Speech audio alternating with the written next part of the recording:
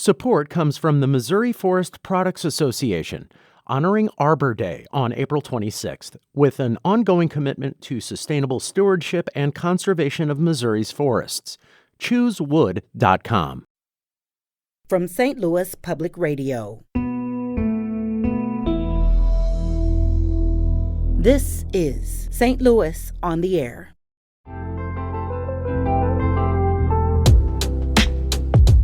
In addition to climate, I think it might have a lot to do with the availability of food, especially during the first few months of a bird's life. That's Greg's theory. Justin, do you think he could be on to something with that? Absolutely. I don't, as a biologist, I don't feel super comfortable using the word smart when referring to birds. Sure. Because that might mean different things for different species. And I gotta emphasize that we are using relative brain size as a very coarse proxy variable, as a stand-in for what biologists kind of refer to as the capacity for behavioral flexibility. So I'm really oversimplifying, but there's a kernel of truth in my oversimplification. Yeah, he's shrugging. I want to translate for... I'm Sarah Fensky.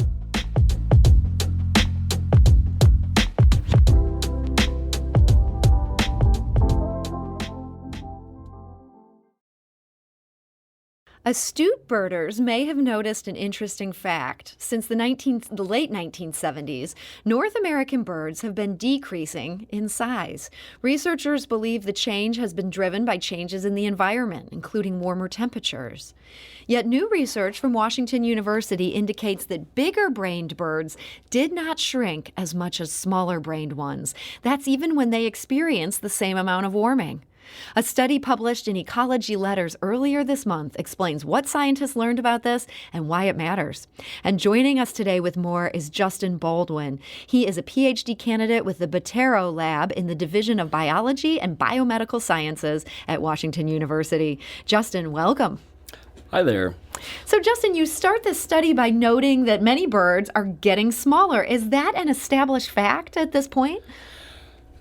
So for about the last 20 years, scientists have known that wildlife populations have been responding to man-made climate change. And over the more recent years, biologists have been discovering lots of different ways how wildlife populations have been changing. And so that kind of includes changes in the place that wildlife lives in. Many birds have been kind of moving towards colder places as the climate gets warmer. They've also been changing how they live, so like the times at which they migrate, the times at which they breed. But our story really starts with one of the most astounding discoveries, which is that some species of birds have been shrinking their body sizes. And so we can't quite say that it's an established fact that applies to all birds, much less all species of wildlife. But there are some very compelling recent studies that show that a lot of, there's one study that shows that about 50 species of North American songbirds have decreased their body size since the 1970s. And that's kind of where we started. Yeah, so that's where you started. There's a whole bunch that are decreasing, but this is not universal. What did you find out about the difference between the birds that are getting smaller and the birds that are not? Yeah, so when the study came out that really started our process, this was in late in 2019, early 2020, some scientists at the Field Museum in Chicago had published this article that showed that many species were decreasing in body size. But yes, correct, it's not universal. We were really struck how some species seem to be decreasing a lot more than others. And so we're really excited about birds at the Botero Laboratory. We study a lot of different things about how birds live in the wild and kind of why they do the things they do. And we are really interested in behavior. And so one of the things that we were drawn to was, birds do a lot of different things. They live in a lot of different places in a lot of different ways. But there is this kind of trend where birds that have larger brains relative to their body size are the ones that build tools in the wild. They live in complex social groups. They live in harsh and variable, unpredictable climates. And let's see, they invest more time into raising their babies. They survive better in the wild. So based on that, we thought that species with larger relative brain sizes might also do better at avoiding the harsh effects of man-made climate change. And so when we're talking about big brains, like literally a physically larger brain, with birds, a bigger brain really is correlated with being a smarter bird. Well, I don't, as a biologist, I don't feel super comfortable using the word smart when referring to birds because that might mean different things for different species. And I got to emphasize that we are using relative brain size as a very coarse proxy variable, as a stand-in for what biologists kind of refer to as the capacity for behavioral flexibility. So I'm really oversimplifying, but there's a kernel of truth in my oversimplification. Yeah, he's shrugging. I want to translate for those of you who can't see the body language. He's shrugging as if to acknowledge I may have a point, even though I've taken it probably farther than I should take it. So these birds that have these greater cognitive abilities, they are able to maybe adapt or respond to climate change in the way that a bird that is smaller and smaller brained relative to its body size are not. Perhaps, yeah.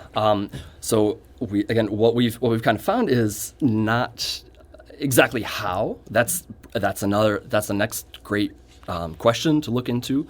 But it does seem that the effect of warming temperatures on the breeding grounds of these different birds is more pronounced in species that have smaller relative brain size compared to ones that have larger ones. So does that suggest, that there may be ways to get around some of the devastating effects we've seen from rising temperatures, but not everybody's going to be able to do it? Absolutely. Yep. Totally. Okay. Yeah, so there might well be ways in which species with larger relative brain sizes are indeed coping. We don't know how, but we kind of consider two different mechanisms that further research hopefully can shed some light on. And so maybe the first is that as temperatures are rising, it might be that natural selection is favoring birds that are smaller, because smaller birds, ones with smaller body sizes, have more surface area relative to their volume. And so that aids their capacity to dissipate heat. And so if temperatures are very just very high and dangerously high, especially during the summer months, then that might be that species that are individuals that are smaller do better and survive these extreme temperature events better. And so that might generate the push towards these decreases in body sizes. And so now species with bigger brains relative to their body sizes might do better at avoiding the effects of these heat waves. Maybe they're hiding out in cooler places. Maybe they're moving around a little bit better. We don't know. You could find maybe a shady part, and so almost a microclimate that you could be taking refuge in, that a smaller brained bird might not be able to get to. Exactly. Yep. Okay. Yep. So do you feel like this work you've done with birds, this is something that we may see replicated in other groups of animals? That's a good question. I am hesitant to... I wouldn't expect it exactly right now, because I want to emphasize that this relationship between large relative brain sizes and the capacity for cognitive flexibility or behavioral flexibility, it's a coarse but established relationship in birds. It's a little more complicated when we go to other animals. Mm-hmm. So we asked on both Twitter and Facebook, what's the most notable thing that local birders have seen lately? We actually heard from our own on-air host, Greg Montanew. Many of you are familiar with his voice. He's a great bird lover. And he writes, birds shrinking is something I've noticed a lot in the bird world. It's really apparent when we visit coastal areas. Cardinals are always smaller, along with mockingbirds and to some extent robins. In addition to climate, I think it might have a lot to do with the availability of food, especially during the first few months of a bird's life. That's Greg's theory. Justin, do you think he could be on to something with that? Absolutely. That's a great idea. And in fact, that's exactly the second mechanism that we considered when we were thinking about how big brains might buffer birds from these effects of changes in the environment.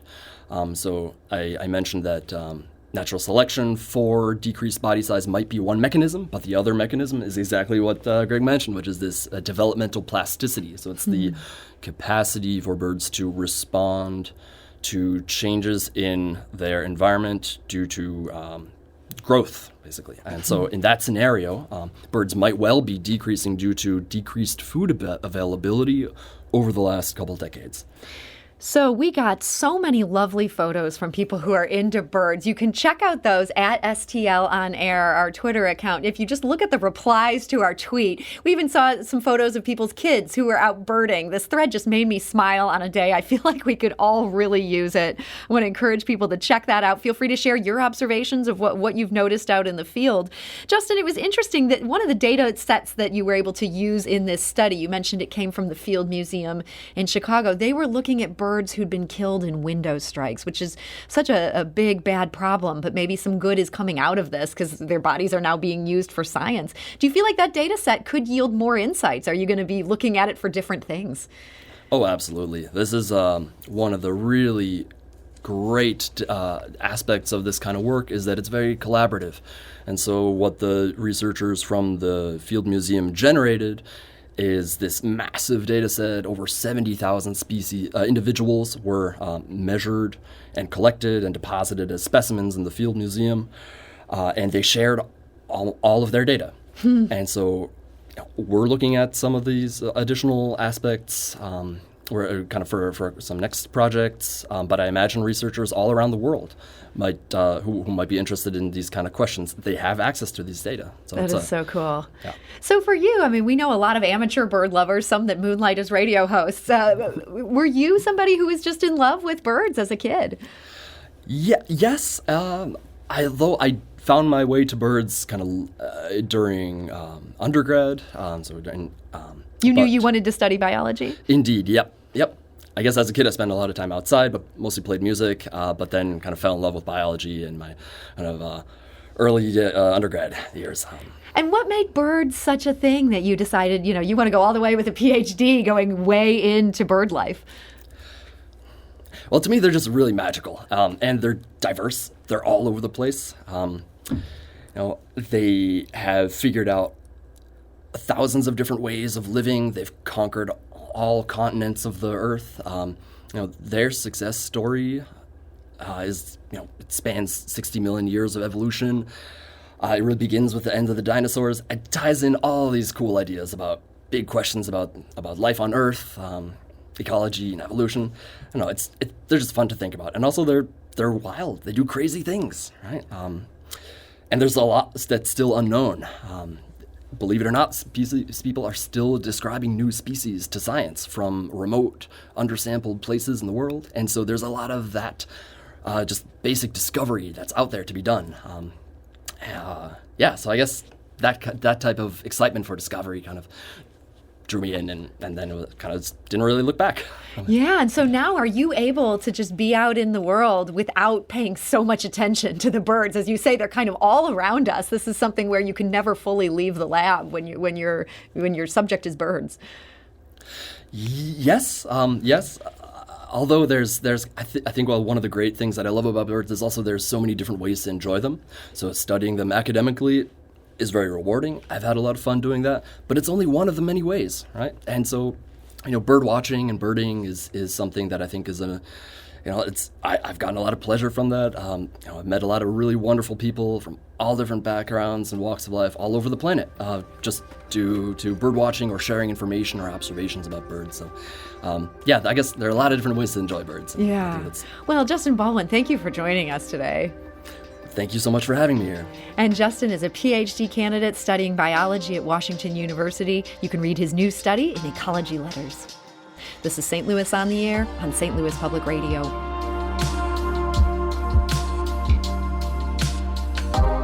This episode was produced by Emily Woodbury with audio engineering and podcast design by Aaron Dorr. Our executive producer is Alex Hoyer. St. Louis on the Air is a production of St. Louis Public Radio. Understanding starts here. Do you find yourself regularly listening to episodes of St. Louis on the Air? Suggest us to a friend you think might enjoy our conversations. And leave us a review and rating on Apple Podcasts on the App Store. It's the simplest way to help people discover our show. Thanks. St. Louis Public Radio is a member-supported service of the University of Missouri, St. Louis.